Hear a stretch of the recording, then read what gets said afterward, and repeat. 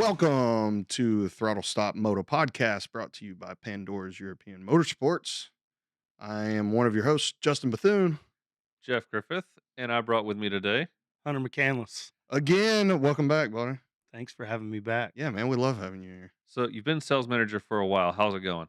It's going really well. I enjoy the new position and getting to meet everybody and looking forward to the future for sure. Yeah, and we've got Justin and Jeff in sales, and they're both I would almost say new to the sales department because they've both been involved before.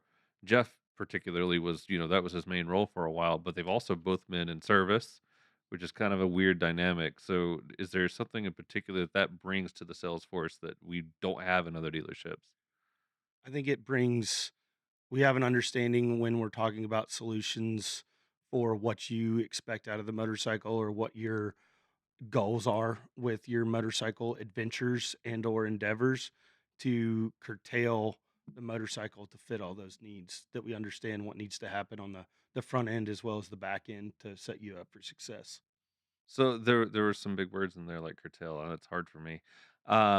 But so just to summarize, we because we know the service side of it, it kind of brings some knowledge into it. So like if you're wanting to use it for a certain purpose, we can, recommend some things as far as some preventative things. Like if you're going to go bury your bike in mud, maybe we want to have a rain cover. Maybe we don't want to use a ventilated air box, things like that, we're definitely going to be more aware of as far as giving caution to the customer.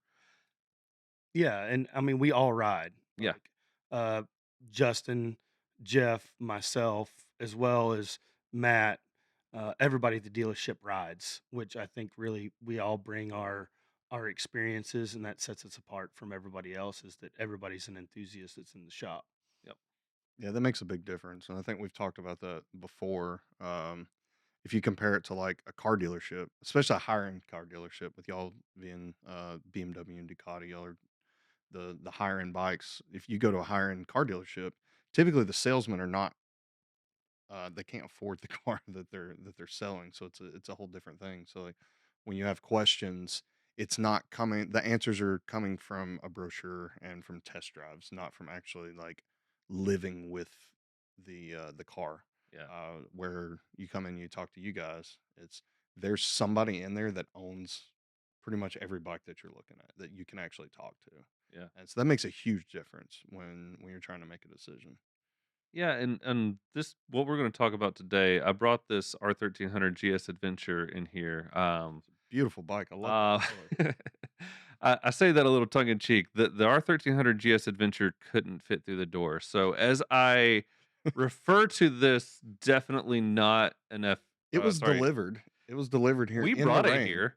We Uh, Jeff waited till he got here to measure to see how wide it was. it's a short journey, so Like, forgive me. but but it was a monsoon. Yeah, It's been raining for 2.5 days straight, and you got to load and unload two bikes yesterday. it. I heard 36-inch door. I thought 40 inches could fit through the door. But there's actually only 32 inches there to play with. So anyway, those are 36 man inches apparently.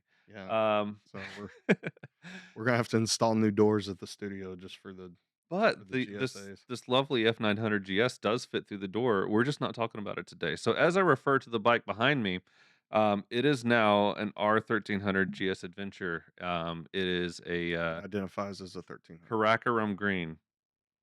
I believe that's Karakoram. We've been debating about this. I'm not really sure how to pronounce it. We're putting the emphasis on the wrong syllable here. Karakoram. Karakoram? Yeah, What? that's what I'm going with. Okay, there's a third option. Yeah. Um, Vote in the comments. but it's Mongolian. Apparently, that was a city in Mongolia at some point. But I'm going with avocado green. avocado. We're gonna go. They actually, it's really weird.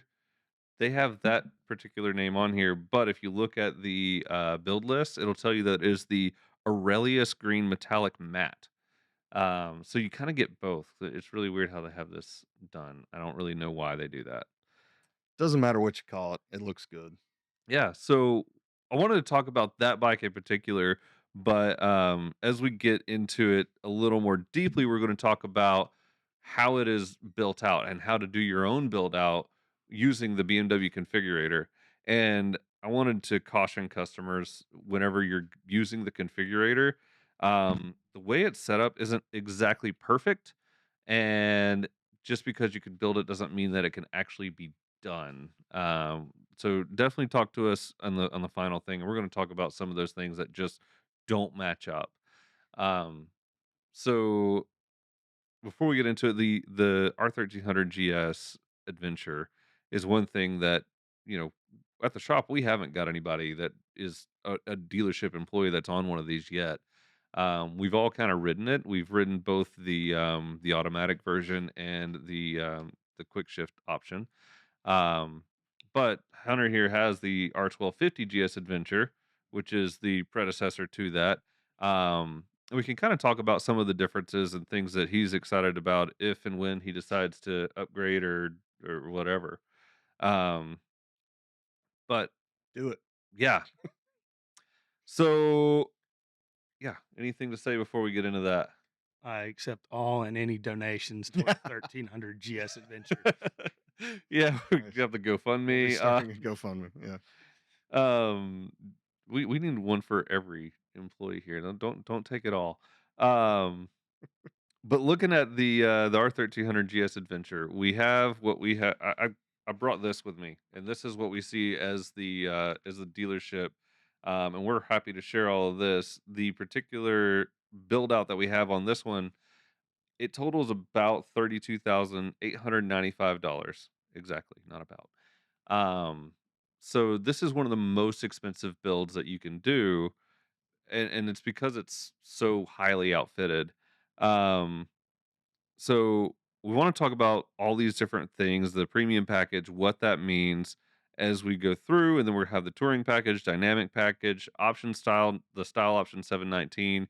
A lot of these things could be pretty confusing as a customer as you're going through the configurator and kind of figuring out what you want because there's a huge difference between a GS trophy with an enduro package versus the Aurelius Green Metallic, the option 719 option bikes.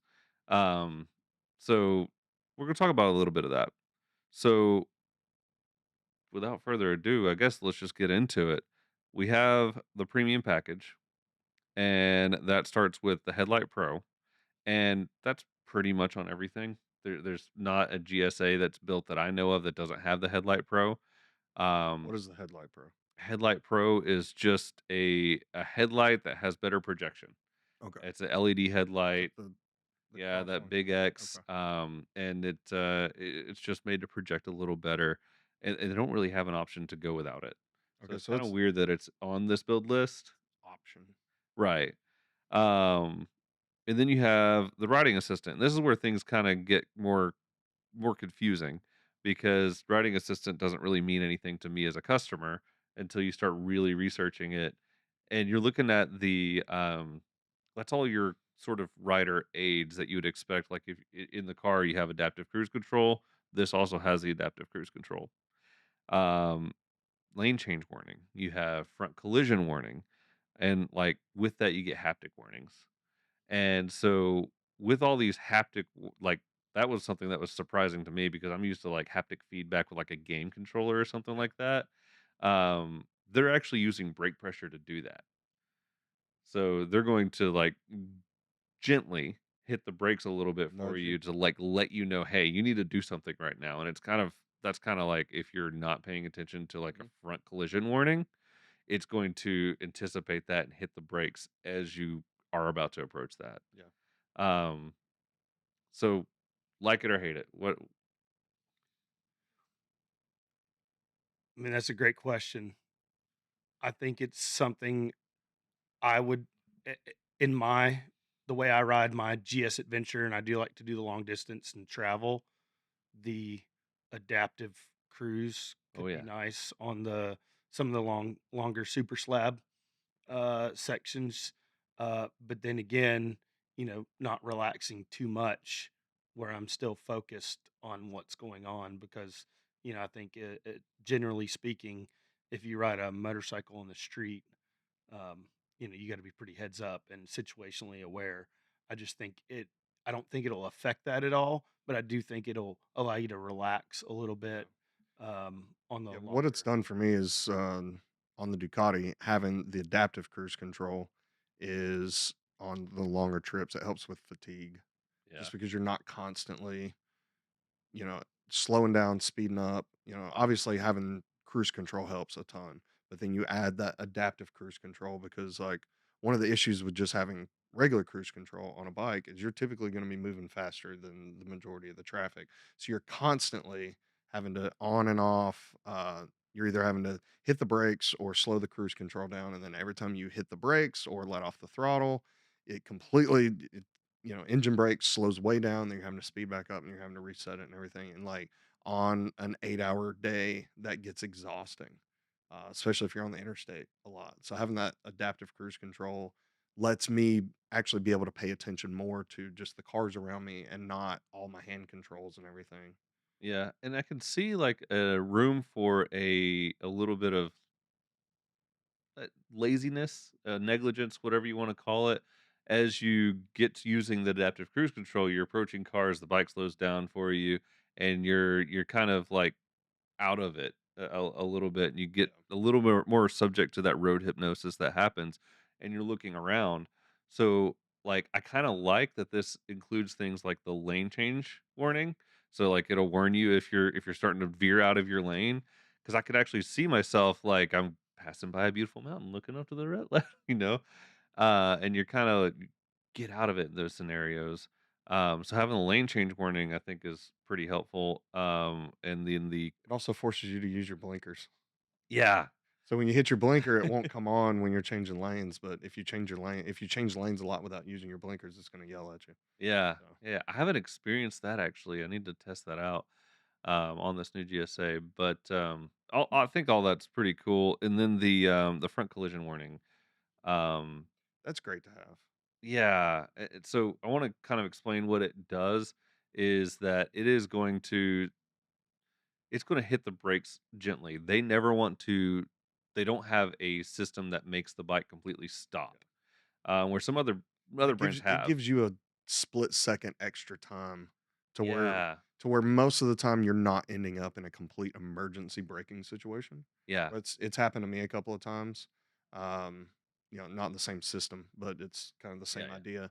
And so it was a situation to where someone stopped short in front of me, and it slows down and applies the brakes, but it's not enough to where if it wouldn't have happened, I still could have stopped by the time I saw what was going on, but it would have been an emergency braking situation. right, But with that hitting it just a split second quicker, I'm able to get on the brakes and come to a normal stop, yeah, without taking a chance on dumping the bike or screeching tires and doing stuff like that. So um, it's definitely nice to have to give yourself that extra just split second. yeah. And I've test rode like the 1290 Super Adventure, and it's had some of this adaptive cruise. It was a little more wooden back then because they're at this point they're a little bit they're the earliest innovators that don't have the benefit of the other guys coming first, so they're a little less advanced than what we have with the BMW. But it was very for that one it was a little sudden. So I think that as you go from it to the Multistrada to the BMW, you're getting where it's more gentle. Yeah. Um, but they have a second phase to it, and that's the haptic feedback. And this front collision warning is where that haptic feedback is going to pulse and kind of alert you, wake you up. It also pulses the rear brake, right, to alert the people behind you that you're The hard light, braking. yeah, Yeah. Yeah, yep. and it also has a rear detection, correct? This one didn't have the rear crash detection. Okay. Uh, That package or the that package? package doesn't Okay. have it with the So riding it's on another assistant. another package. And then another thing was the overtake assistance. So, like, if you're coming behind somebody in the right lane and you make that move to the left lane and they start to also kind of veer over there, it'll flash a light at them. Oh, nice. Which that one kind of is like one thing. Like, I would I would automatically have like done that myself or honked or yelled or whatever. I don't like those are the 2 things that I, in the moment, can never find, is my horn and my high beams. Whenever you're freaking out. I don't know why, but I can never find the horn or the high beams in that situation. I mean, I will preemptively, like, if I see something that I guess I'm on alert, I cover the horn and the Yeah. lights like instinctively. I'm usually going more for the brake or the gas to either get out of the way Right. or get And out I of the also think situation. too it helps, having like auxiliary lights, and so Yeah. when I honk my horn, it the my auxiliary light strobe as well, Oh, and that's cool. you really get somebody's Yeah. attention, um, which is really nice. Yeah, that strobe is really nice. If you're ever looking at like Clearwater lights, that's what you talk about. They have a lot of systems that that really like you can really customize it for what you want to do with that bike. And so talk to Terry in parts about that. He definitely can help you walk through all that, or Hunter here as well. I forget you came from parts too, and you have that stuff. So that's another thing that bringing people that came from other departments into the sales department really helps because you could be a salesman and not be completely educated about your product and get by, right? Like you could read the brochures, you could do all that, like he was saying. But if you've really experienced it and had to help other people with parts and service, that really comes into it. And of course, riding the bike as much as you have. Um, Anything else before we move on to the touring package? Let's do it. That stuff's new. That stuff that we just talked about is something that not all of us have really had a lot of real world experience with yet. But as we do, we're excited to experience some of that. Touring package is the next little section here. It has the GPS preparation, the which that's just the plugin for the GPS unit that they have. Right now they've gone to the BMW connected ride cradle. They have the Nav 6 that you could still plug into that, but that's no longer offered through BMW. Correct. It's compatible with any of the previous BMW branded navigations that you might currently have, as well as the current connected ride. And I've talked to enough. So what's the benefit to having the um, Navigator 5 from BMW or the connected ride? Well, so I guess you got Nav 5, and you have the Nav 6, which would have been the Sorry, I last said yeah. current model, and then you've got the connected ride. So the newest connected ride, it does it is nice. It's got a lot of functionality. Everything is Wi-Fi based. So all the updates and everything, you don't have to plug that device into a computer Beautiful. anymore to update. It'll automatically update you, um, or automatically alert you when to update when you're at home. You can do it via Wi-Fi, so everything's over the internet, Yep. as well. You can on the BMW, you go from the phone to the connected ride to your helmet, and you actually control the volume, for your Cardo and or Cena through the scroll wheel, Yeah. through the Wonder Wheel, as well as, you know, answering phone calls, making phone calls. You have access to all the amenities, Yeah. that you ride with without having to take your hands off the controls at all. You never have to, um, take your hands off the controls. So, like, if I'm out on a Saturday and my mom calls, it shows up on the screen that my mom's calling, so I can answer the phone and hang up, or I can make a phone call. It's really nice. And then your music, you're allowed to go in and skip or go to a different playlist, and you never have to take your eyes off the or your hands off the controls. Yeah, that's awesome. And I was helping a customer last week with the connected ride cradle that he's putting on a non TFT bike. And I think that's one of the best uses for it. If you've got like an older GS 1200, you could put this on that bike and have most of the features that you get with the TFT display, Correct. with like navigation, and the connectivity with your phone. So that makes it a lot. It makes it a really good accessory for those guys. One thing I want to mention too is like if you do have it hooked up to your phone, it will give you live traffic data in conjunction with the TomTom GPS. So, like we were talking about the Nav 6, it was based off of Garmin, which basically the same as the Zumo systems, except for let you to use the Wonder Wheel and the connectivity with BMW. But this one's based off of TomTom, just difference of who you're using. but that way it could have the traffic data, but also not lose the maps whenever you start, getting outside of cell phone data. And that's the goal, right? We want to get outside of cell phone data. Yeah, that's yeah, that's part of my uh experience is I want to be where the cell phones don't work. Yep. That's why I take a satellite phone with me. Yeah. Gotta have Because it. if I need to get some text messages out or a phone call, I can tether to the Garmin. Yeah. So, The next thing we have is just a chrome exhaust pipe. It's shiny. We know what chrome is. I don't think we really need to talk about that. This particular build that we're looking at here has the electric adjustable windshield. And so that's really cool for me because there's sometimes like you're going fast, it depending on who you are as a rider, you might want a little more wind protection. Um, for me, if I'm going fast, I want to kind of tuck down and lower the windshield, but that just depends. Like I think most of the riders who are going to be on the GSA are going to be upright. They want that wind protection. Um, and then say you're going off road, you definitely want to get that windshield out of the way. I learned that the hard way. I kinda got a little huckabuck on my 1290 one time, and I ate the windshield. I think we've all done that. We've Um, all done that. so Were yeah, you, that were you wearing did you have your visor up with goggles on? And no, I had full face, I had my climb on. okay, so the helmet took the brunt of it. It did. I had my Uh, visor open when it happened to me. oh, no. Um, and then you get the center stand and the aluminum pannier mounts. All that's pretty self-explanatory with the touring package. Also, as part of the premium package, this is all part of the premium package, touring again the dynamic package. Um, you get Ride Modes Pro, Yes. and I want to talk to you about that specifically because you know exactly what all that is. You've used it.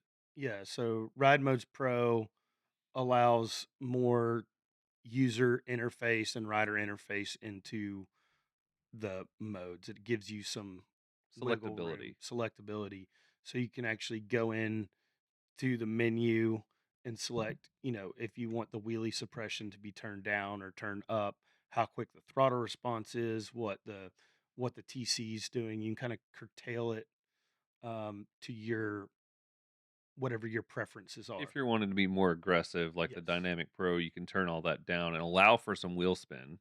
Yes. Yeah, you can make it more of a one-to-one throttle, a little bit of wheel spin, make it pretty sporty. Yeah. And it's really nice to be able to go in and make those changes, and make it more individual versus pre-programmed, Yeah. what the engineering department and the R&D department decided was a good. And it's part of the Ride Modes Pro to get the dynamic mode anyway, but the dynamic mode is a non-adjustable. It has more aggressive throttle.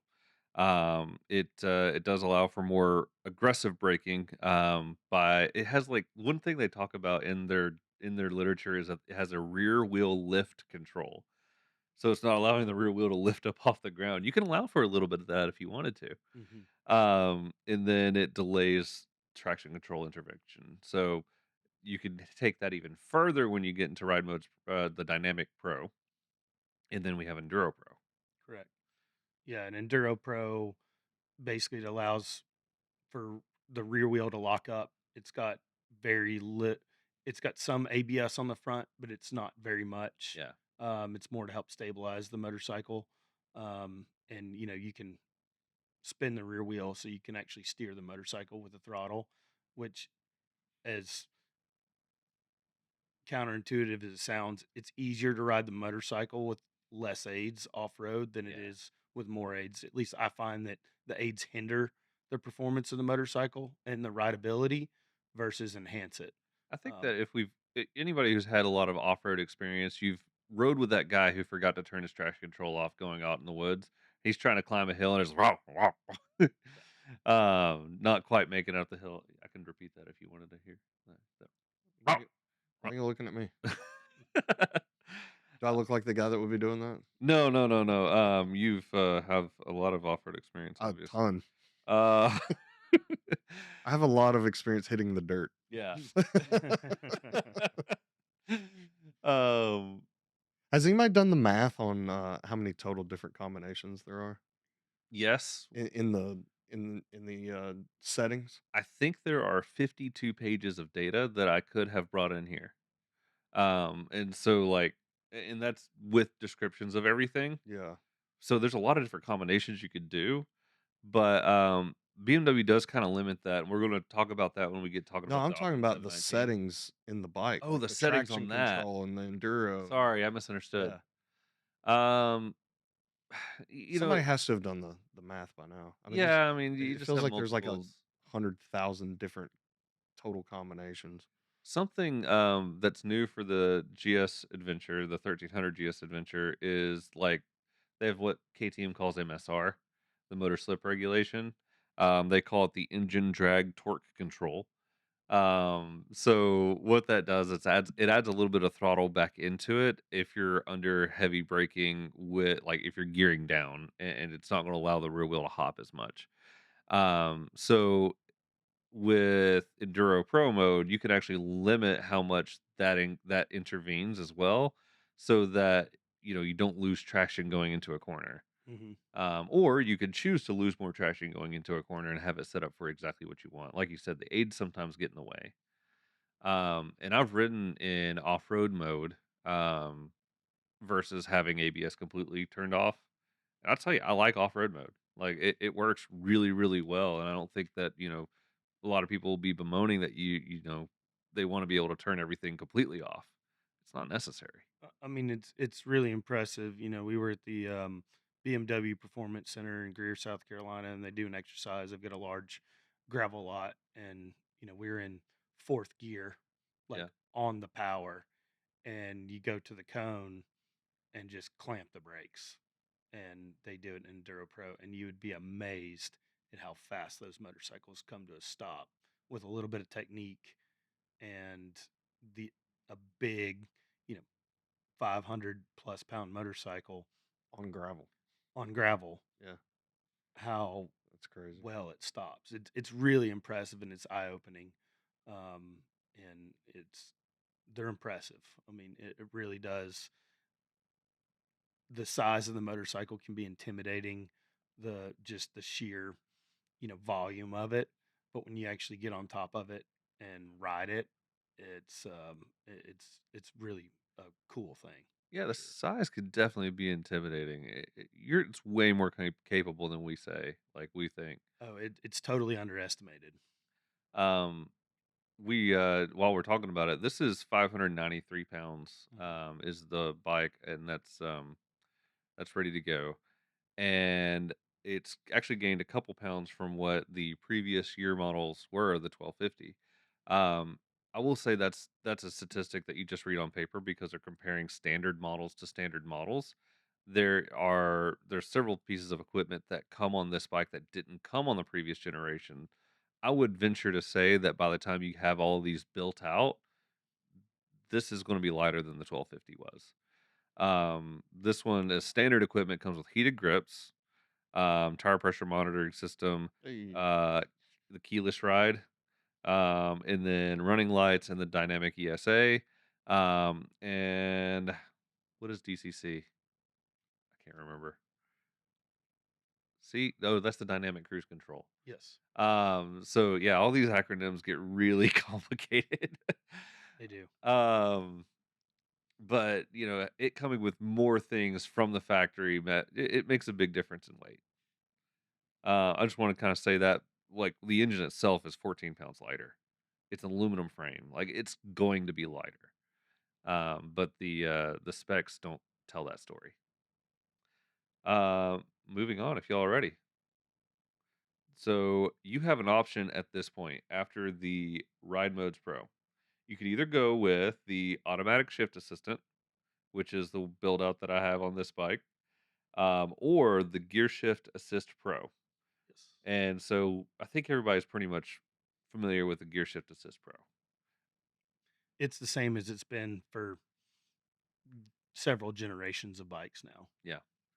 that, Um, that's the quick shifter. yep, just quick shift. Hmm. Um, I think that everyone here probably would go with that for the most part. Yeah. Now, I will say that if I was going clear across the country, I could see where automatic would make a huge difference, especially when you're talking about adaptive cruise.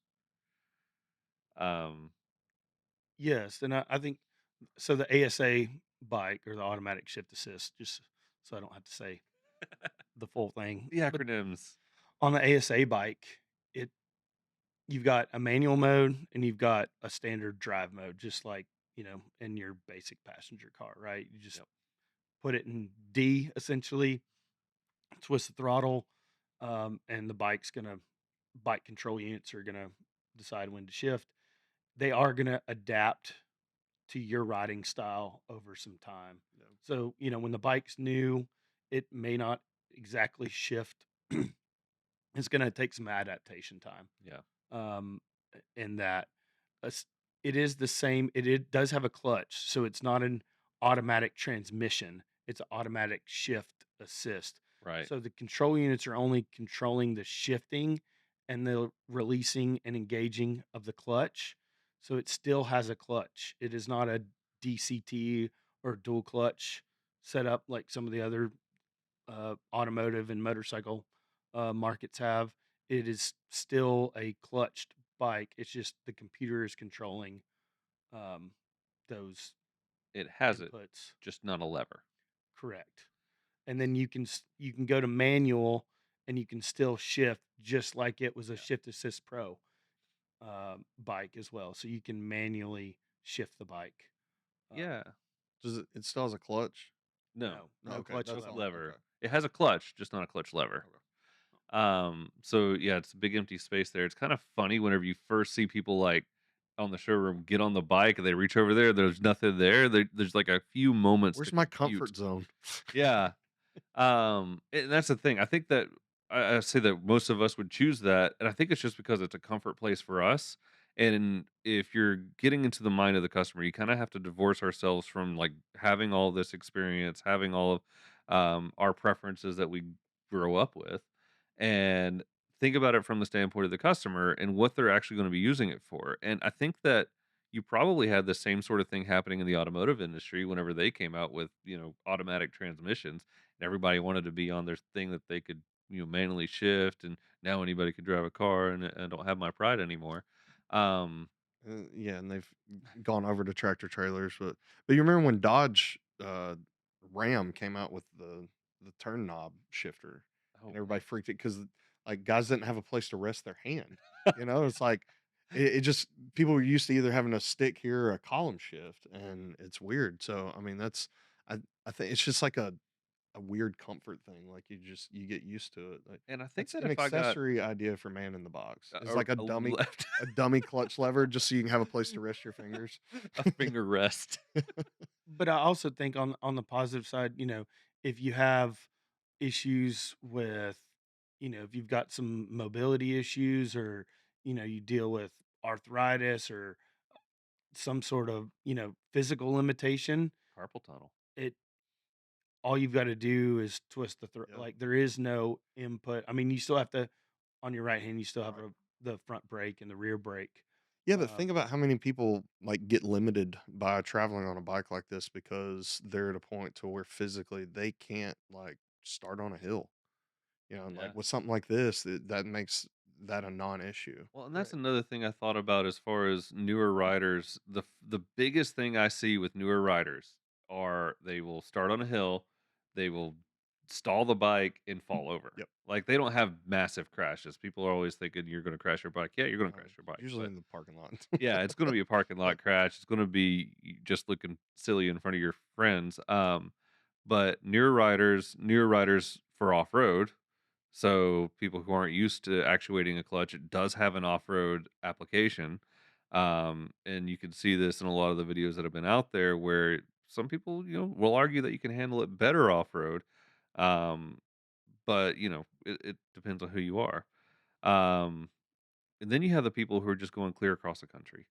And for me, that's just one less thing to worry about, and it's a comfort thing. I think that automatic bikes are here to stay. I think they'll be here for a while, and I think we'll see some. We'll see a lot more people go for it. I'd have to do a trip on one to be able to determine. Yeah, I mean, I can definitely see the benefits to it. Because like when you're traveling on a bike, you're not out there like hammering, trying to go as fast as you can. You're not like riding like a fool. You're not really riding for the sake of having fun riding. You're riding to have that form of transportation Yep.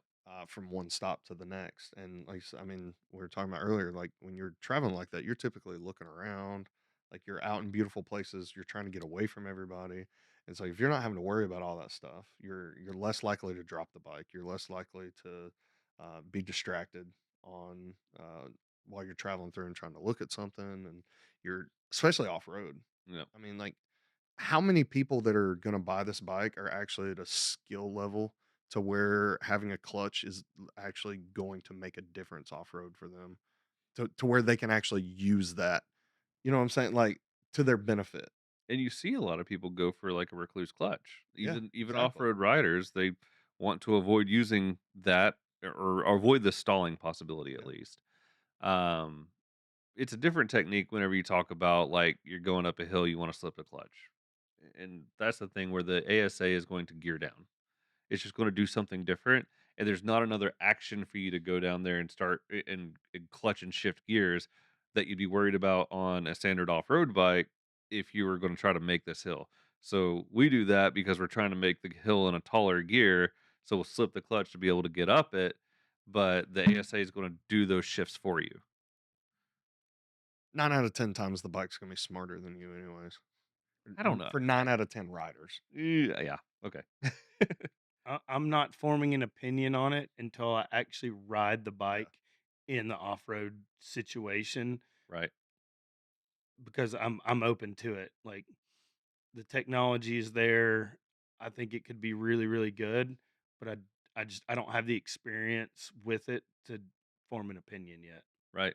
And I think that at this point, all we can do is, theorize and try to put ourselves in that situation. I think most of the guys who are going to go for it aren't going to be your serious off road guy. I mean, for the most part, now at least, I do see where it could be useful. I see where it could be an advantage for some people, I think especially it would be people who didn't useful grow up using it. for me, like a guy like me off-road on a bike that size, it would be useful. Yeah, because you haven't had a lot of that kind of Yeah, off and so road I can experience. focus more on just actually what I'm doing, the speed and technique and everything.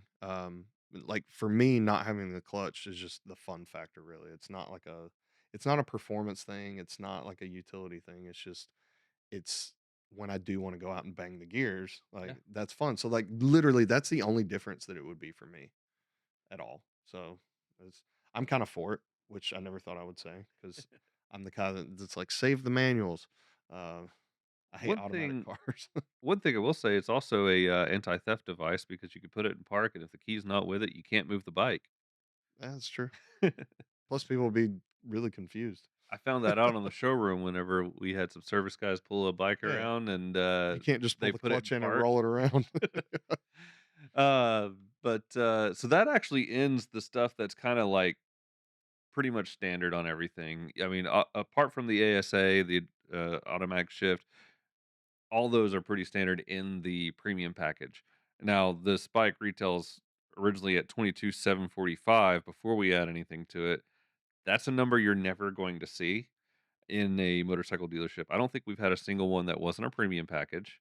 And then the next option is the sports brake, which is a Brembo brake. I've never seen one that didn't have a sports brake on it. So yeah, those are things you're rarely, if ever, going to see. I think it's more of just a price breakdown. I don't think it's actually like an option. Yeah. You know what I'm saying? Like they're just showing you like what the cost is based on the packages that you're getting. If I tried to order just a standard model with nothing on it, I'm pretty sure we'd get a call from Carrie, Yeah. our BMW rep, and say like, Like, "Why are you doing yeah, this?" nobody wants that bike. I think it'd be interesting just to see if someone did snag at it, but we'll see. But this gets into the things that are more options, like the green bike that we're talking about, Karakorum, Karakorum, Karakorum. Avocado. avocado green. The you cannot get that bike and not have 17 option 719 options on it. Sorry, that's hard, weird to say. It's the bike that comes out. You can't get the 719 option in a GS Trophy or the red or the triple black. So those are things that are exclusive to that bike, and that comes with the gold wheels. You can get the gold wheels specifically on that on any other thing. The particular build that we have on this one though is the Forged Enduro wheels. So you have two options pretty much. You have the Forged Enduro wheels or the crosspoke wheels on every single GSA. I said that like in the most confusing way possible, but I got there. Um, so this one had the Forged Enduro wheels on it, and they're a beautiful wheel. It really is a good looking wheel. And depending on your application, you might actually prefer the Forged Enduro wheels because they're lighter. Um, they do still tell you like it's forged and it's enduro. They that alone tells you that they plan on you taking those off road. What are the sizes? What do you mean Like, on the what wheel? size is the wheel? Oh, it's a The forged, 19. the 19 on the front, Yeah, and then the spoke is 19 as well, yeah. or is They're it same okay? size. They don't So change there's not a size. 21 on. No, there's Okay, not a 21 option. I really wish there was. Um, but because I really really like a 21-inch front wheel, but I'm taller, so I can get away with it. Um, the Forge Enduro wheel can go off road though, is my point. And people, for most people, most customers that I have, I think the Forge Enduro wheel would be an awesome option.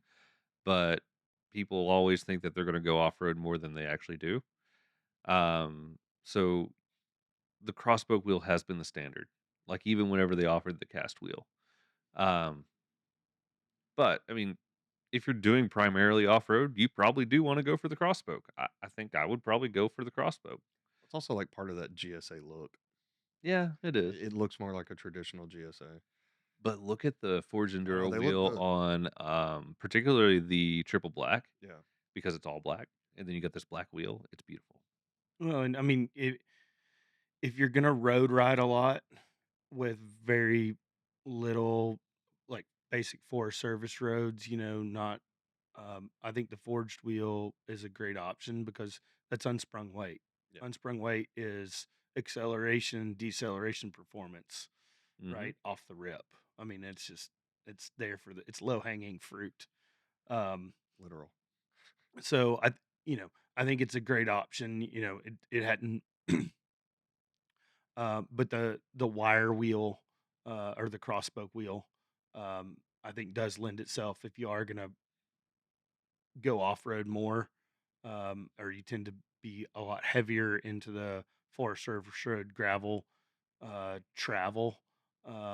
I think the crosspoke wheel would be the more uh, appropriate wheel I for would the think bike. if you're going to be like getting off road in your travels, yes. But if you're just wanting a touring bike, the Forge wheel for me would be the best option. It's a whole lot easier to clean too. That's one thing I thought about too. Yeah, is the Less is maintenance. cleaning. Yeah, Don't and have to worry maintenance about your from tightening. spokes coming off. That happened to you, didn't it? Uh, with basically the same front. Not on a BMW. Oh, either way, it was a Tiger 900. This guy broke spokes. He rides things hard. Uh, Going up Pikes Peak. yeah, but yeah, if you're just touring with the bike, and I always say like if you're over 6 foot, the GSA is your touring bike. Yeah. I would rather be on the GSA than an RT if I'm over 6 foot. And it's just because of the dimensions. I always like point out like if you're on a sport bike and you're 5'5", then when I go to 6'1", 6'2" on a good day, and an adventure bike is the same dimensions in that in that Yeah. regard.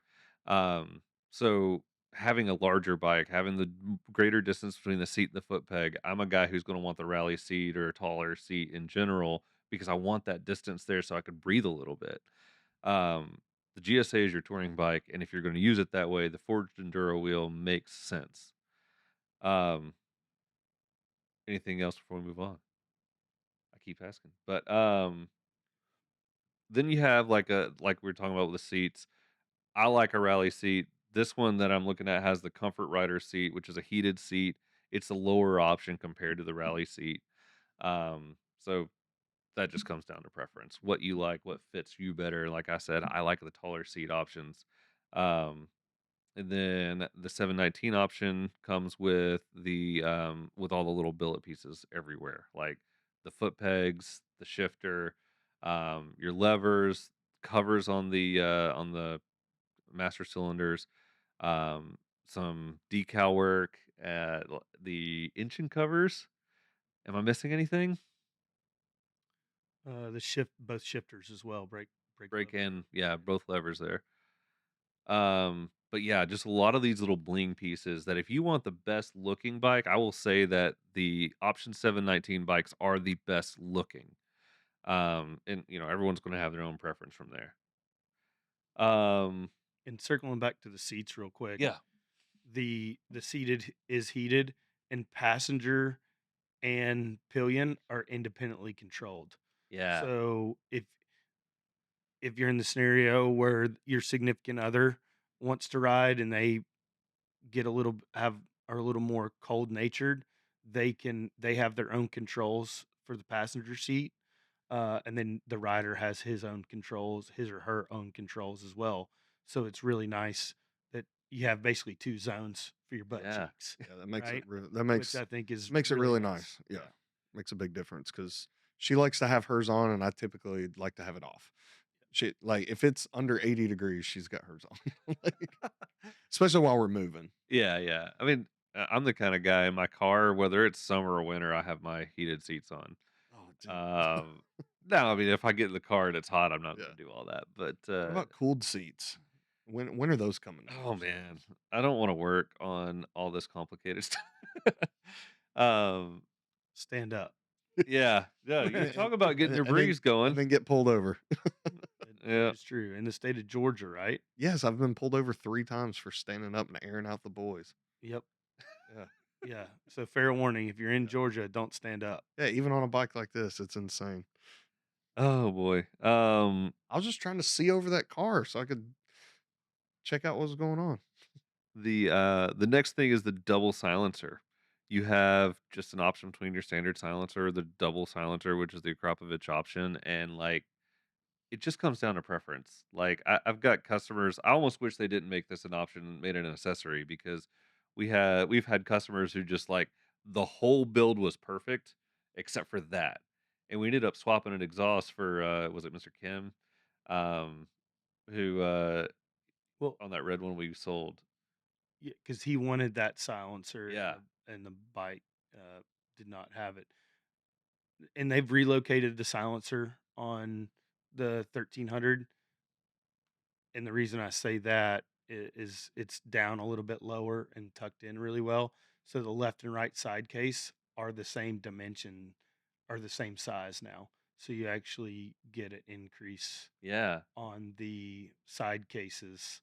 That's So nice. typically the right side case on the 1200 and 1250, had that little L cut out. yeah, it was at a smaller displacement or less displacement uh, due to the muffler location.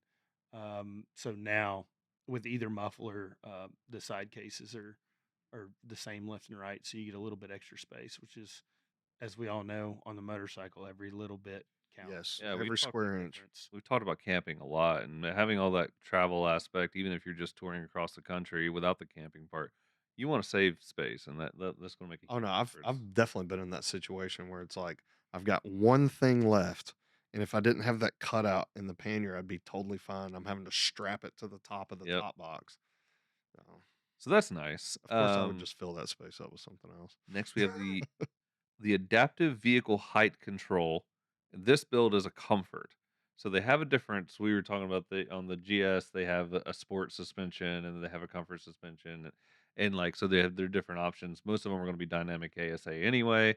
But this one doesn't have the sport option. They just have like a standard and a comfort on the bikes that have the adaptive vehicle height control. Not every bike has it. So when you have it, there's a comfort, and that's going to be the lower setting. So I have the actual statistics here, the actual numbers here. The standard is a high height of 34.3 inches, and the low setting is 33.1. Um, and they say you can get that up to 36 inches if you really want to go that high, with the taller seat. on the comfort, the adaptive, what do they call it? Adaptive vehicle height control. I've got this acronym backward. Comfort, that's the lower setting. The high setting on that is 32.3 inches and the low is 31.1.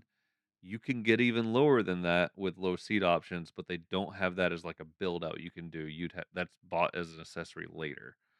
Um, that just depends on your height, what you like, what you want, and I definitely have some customers who could benefit from the lower height options because not everyone built is built Yeah. like me. It Well, Do and they have it to where it raises and lowers automatically on its own in certain settings? So yes, under 10 miles an hour, is it?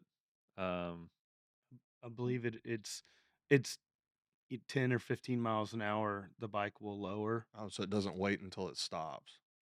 No. That's no, nice. it's Yeah. prepped for But the you stop. can manually control it as well. So Yeah. you can put it in automatic mode, Yep. or you can put it, if I understand it correctly, you can go to the low and it'll stay in low, Yeah. or you can go to high and it'll stay in high.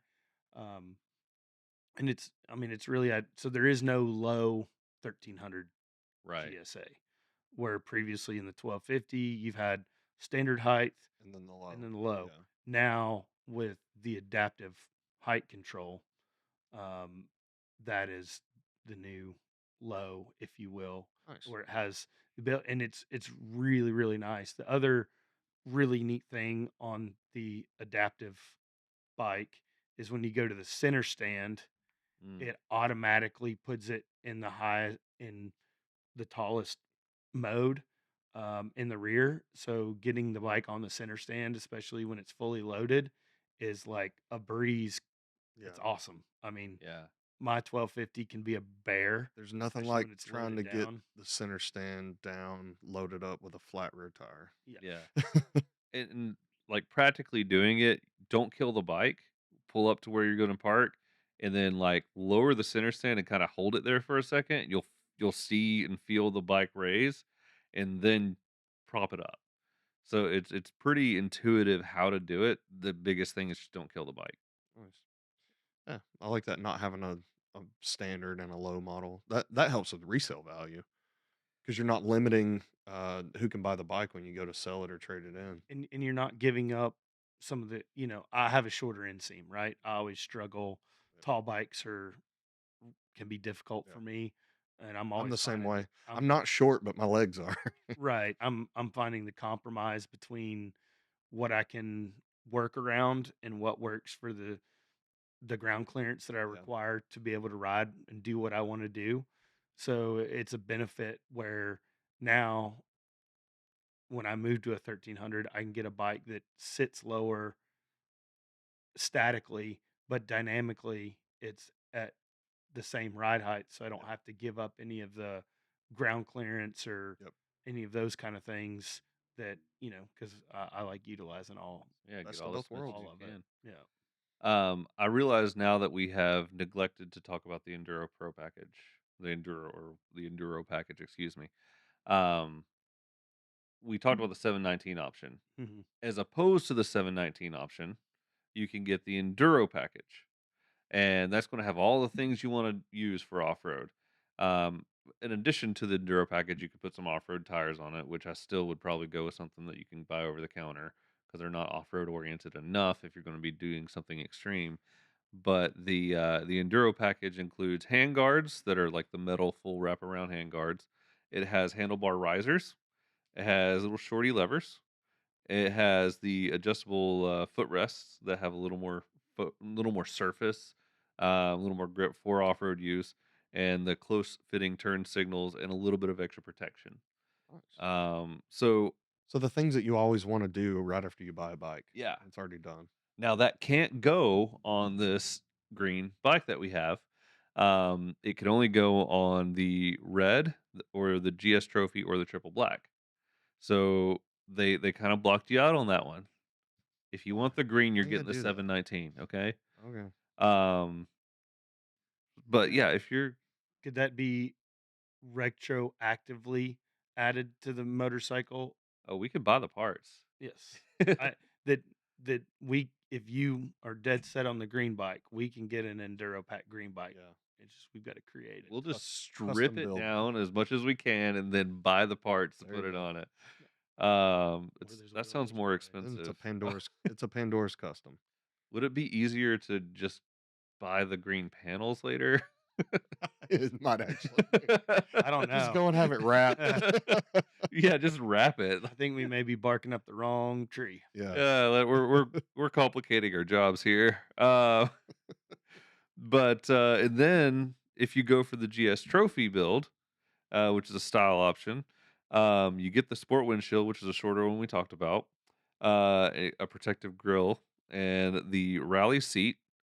And then on the top of the tank, you have these aluminum attachment points, and those are really cool. Yeah. I kind of like them just to have another place to strap things down. And so there's a lot of bag options that go Never along have with too many this. places to strap stuff down on an adventure I bike. mean, if you're talking about these tanks, you have three different options. You could either just have the plastic, you could have the little rubber option. I made a joke about the little rubber pads there being like the liquor bar pad that you see. And I'm like, that's a perfect place to put your Starbucks. Yeah, exactly. Um, I found a graphic that literally is from BMW that has a Starbucks cup sitting there. So I wasn't the first to think about it. Somebody stole it from you. Oh boy, no, that obviously that was the idea. Um, I look at it as like a place to set your lunch after you go through the drive-through. yeah, Yeah. I mean it's a Put the center stand down and sit there. You got a whole place to put your tray and everything. it's very useful. It's Yeah, very exactly. utilitarian. I really appreciate that BMW's thought about all these Could things. work off of that thing. Just take my laptop with me. Well, and it's nice the cubby that's there too will actually fit most of any of the modern phones. I haven't seen somebody that has had a phone that would not fit Yeah. I haven't into that. tested mine yet. I need to. I've got the I guess it used to be the Note, but now it's just the biggest phone that Samsung makes. I'll have to try it. Um, And there is USB in there as well to charge the phone. nice. It's a sealed compartment. Yes. Yeah. Yeah. Those are good to have. And they've got like while we're talking about it, we've got different attachment points. So you have that one main one that's in the middle for a tank bag. Yep. It also makes it so you could pivot that tank bag and get to your gas cap. Yeah, you never have to remove the tank bag from the motorcycle to fill it up. It just pivots back, and So nice. it's really Yeah. nice. I always have to unclip mine and roll it over and then worry about it flopping off to the As side. far as the integration on a tank bag, it's one of the best I've seen so Yeah. far. That it never has to come off because Yeah. I don't normally run a tank bag because it's in the way when I stop to get Yeah. fuel, and Yeah. it's just one. I more do run a thing to tank do. bag, and granted, I'm using a tank bag that was not made for my bike because I didn't want to buy another one. Yeah. I made it work, like it works okay, but I do have to unclip it and lay Yep. it back on the seat, and then every time you put it back, you got to strap it back down. And Mhm. it's Well, a pain. and we've all heard where you get to talking to your buddies or somebody at the pump next to you is like, "Hey, where you're headed?" and you get in a conversation. Because the GSs do kind of draw some attention, Yeah. right? Especially if you're out on the road and it's covered in bugs and it looks, it has a very distinct look to it.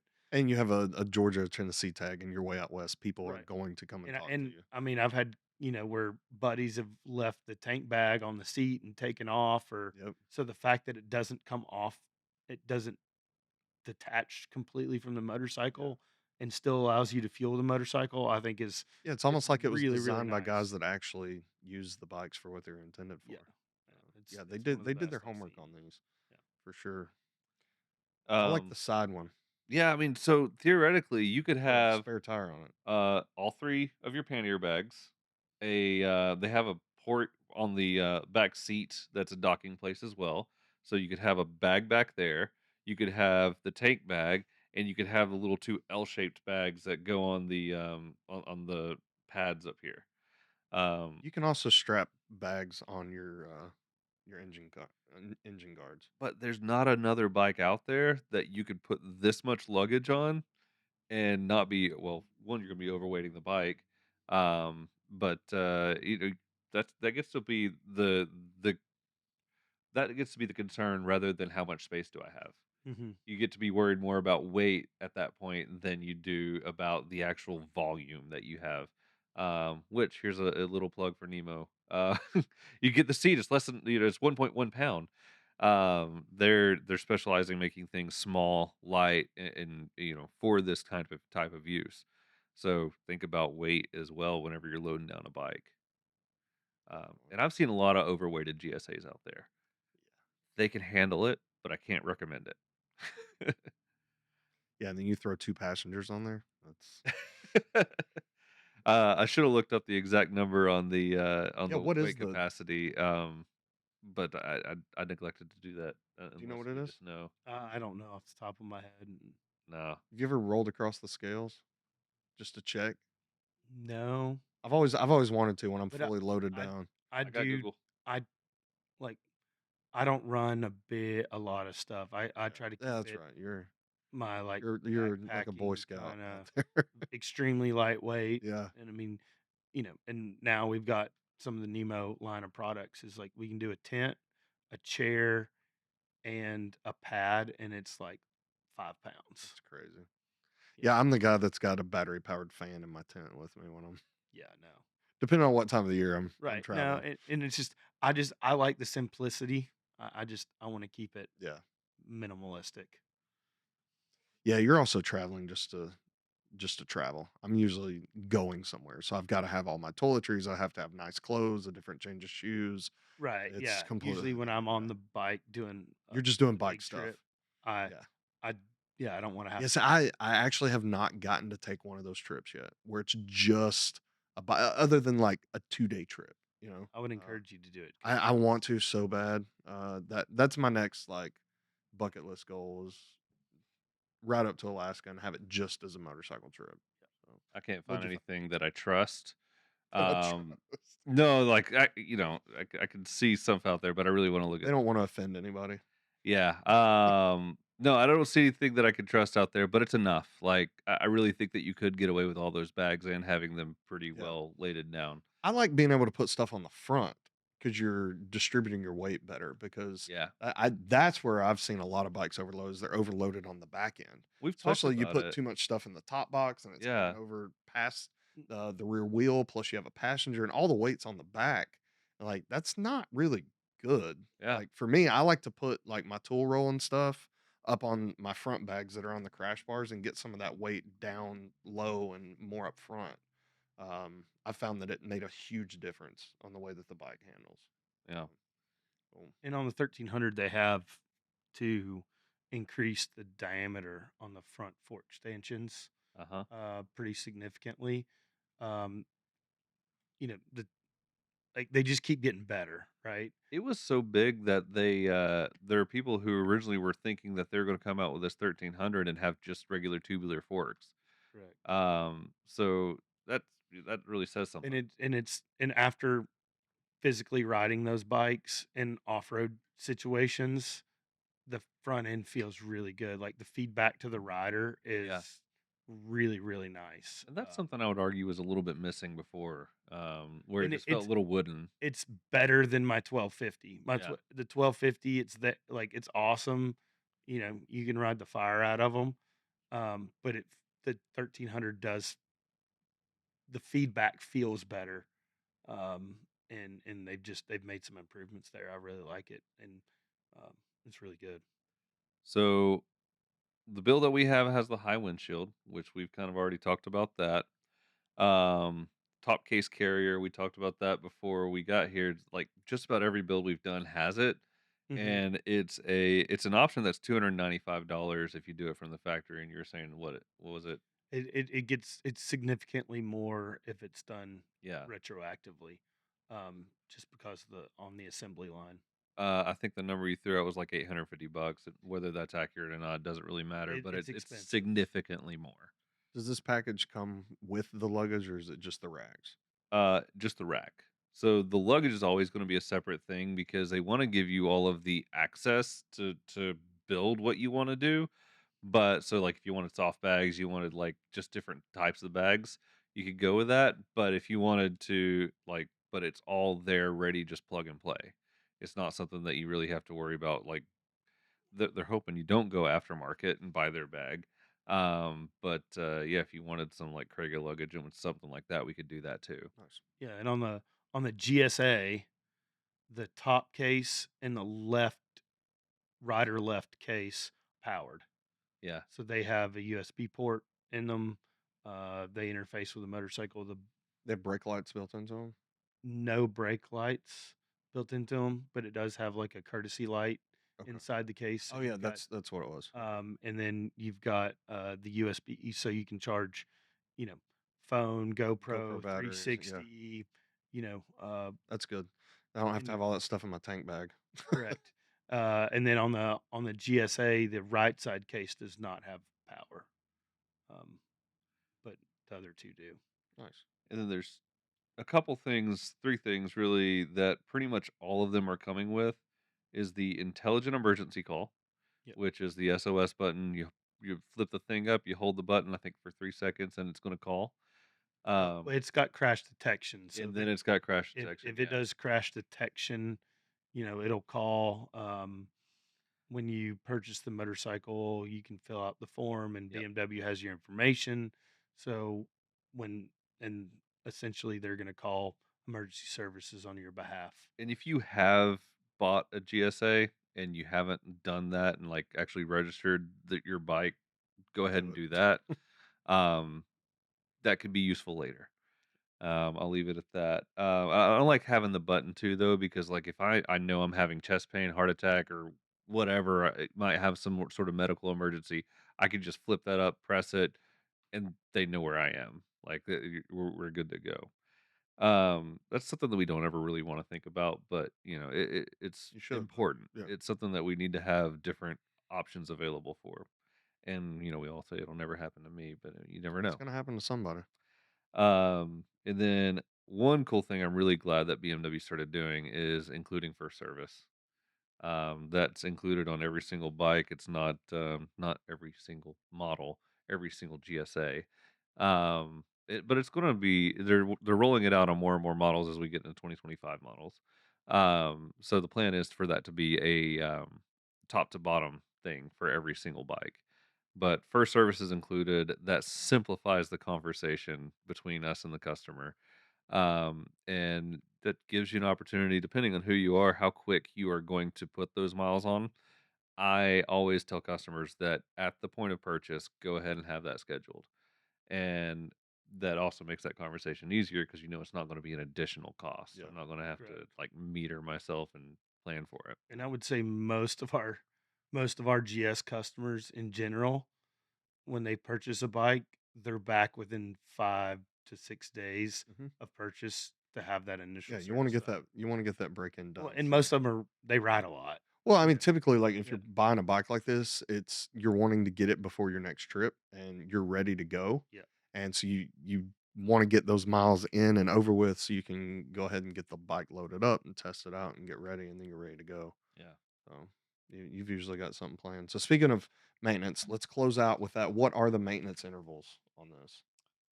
Hunter, I'll leave that to you. I can't remember. okay. So 600-mile service is basically break-in service.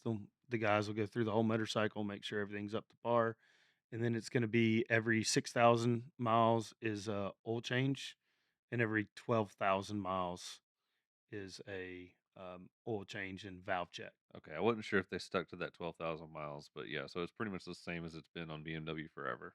Is it 6,000 miles or 1 year? Is there a time on They that? do or 1 year, I guess. And thanks for bringing that up. Usually the I don't ever go. The year is not the problem. Yeah. So it's something that sometimes I don't think about. And those are, for the bikes we sell, that's one of the tightest service intervals that we have. The good news is like whenever you have the opposed twin boxer engine like that, valve adjustments are super simple. Yeah. Like it's you don't have any plastic to get take off, and I'll tell you that's what takes most of the time on these valve adjustments. Um, you know, especially on things like the multistrada, like you're talking Yep. about, which has this 36,000 mile valve service interval. But when you get there, it's gonna be fairly expensive to do because you're taking so much time. You're doing these way more often on the BMW, um, but it's going to be a lot less expensive. Yeah. So pick your poison. You can have it one way or the other. At the end of the day, it's total going to cost about the same. Yeah, So, just about. so Yeah, cool. I think the amortization schedule, if you really start doing that, I remember I was a customer when I bought my GSA before I was employee at the shop, and I did a whole thing, and it cost me 17 cents a mile to ride my GSA because I Yeah. wanted to know, Yeah. okay, what kind of expense am I looking at? And that's at that time, it was like 17 cents a mile. It's a pretty cheap way to travel. Mhm. Before we close out, I want to mention a few things. Um, Make sure that you are following us on Facebook. We also have a Facebook customers group. So it's just called Pandora's European Motorsports Customers. That's where we're going to like try to plan some rides. We we're trying to do a ride every third Saturday of the month. This one's actually going to be rained out by the time this airs. It's going to be over, but we got rained out, and we're going to have a camping kind of demonstration where we're going to talk about packing, and then filtering water, cooking, that those kinds of things. So if there's like ever a rain day or something like that, we'll try to still plan something. Um, and then also, We can just have a slumber party at the shop. yeah, um, we are currently, as we speak, they are cutting a hole in the wall, um, building Mountain Town bicycles. So that's going to be kind of Nice. a, I won't say subsidiary, but another um, avenue that we're going to be doing as part of Pandora's. Um, and then if you are confused about any of this that we've talked about today, we have just about any of us can kind of go over it with you.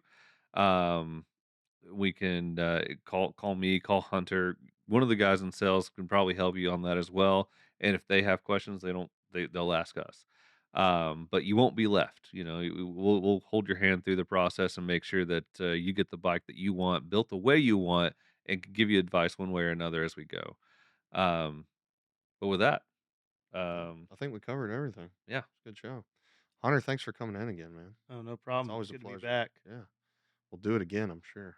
Oh yeah, yeah. All right. Well, for Throttle Stop Moto Podcast brought to you by Pandora's, I have been Justin. Jeff. And Hunter. See Thank y'all you. in the next one.